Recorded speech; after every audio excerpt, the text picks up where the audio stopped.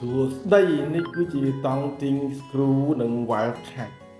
wire cap មកថា cap កម្របនៅលើ implant វាធំតែវាតប៉ែតស្ដើងសម្រាប់យើងងាយស្រួលក្នុងការថែមឆ្អឹងថែមអីអញ្ចឹងណាបាទ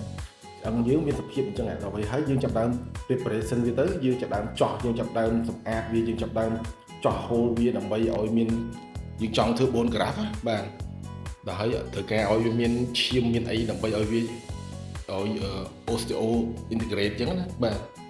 ពេលយើងដាក់ implant ចូលទៅឃើញវានៅសល់ space បាទ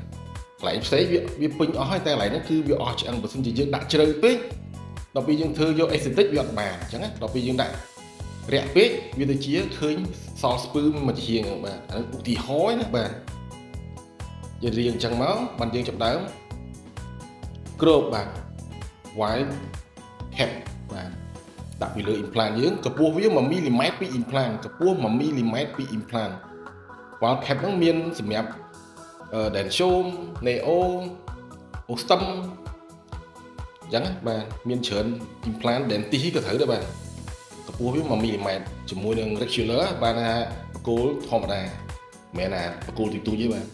អានេះគឺតង់ទីង screw របស់យើងបាទយើងដាក់វាដើម្បីទប់ចាតាមពិតយើងវាមាន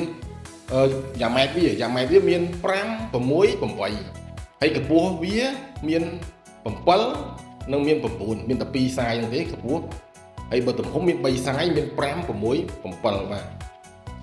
យើងដាក់អញ្ចឹងទៅធម្មតាវាឃ្លាតពីមួយខាងទៅមួយខាងតែ2 មីលីម៉ែត្រទេពី screw មួយទៅ screw មួយចន្លោះវាគឺក្បាលវាហ្នឹងគឺខិតចេញពីគ្នា2 មីលីម៉ែត្របាទ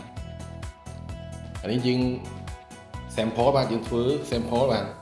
ហើយយើងចាប់ដើម្បីទប់ខាងបាក់ខលកុំឲ្យចាញ់កុំឲ្យវាមាន pressure នៅលើ graph របស់យើង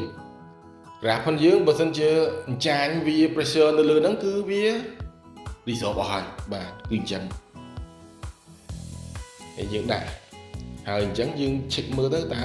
ប៉ុណ្ណឹងកម្ពស់យើងអាចចង់បានប៉ុណ្ណឹងឬក៏ចង់បានប៉ុណ្ណឹងយើងតែយើងមួលបាទធម្មតាពួក counting screw ហ្នឹងគឺវាមានគេហៅ cell taper បានថាយើងមួលដូចវាអញ្ចឹងតែមួលចេះចូលហើយតែយើងអត់មួលអត់ចូលទេអញ្ចឹងណាបាទឲ្យតែយើងចោះ crystal bone តាបន្តិចឲ្យតែចូលដល់ cancellous ទៅគឺអាខាងក្នុងគឺផុយទេហើយ diameter ផុនតង់ទី screw ហ្នឹងគឺ pin វាគឺ 1.5 មីលីម៉ែត្របាទនេះរៀងវាអញ្ចឹងណាដល់ពេលយើងធ្វើទៅយើងចង់ថែម graph ថែមអីគឺវាទប់អញ្ចឹងទប់ចោលដល់3ខែទៅយើងអាចដោះវាចេញបានបាទវាទប់ចាញ់ការពារកុំឲ្យមាន pressure នៅលើ graph បាទអូខេអរគុណបាយបាយ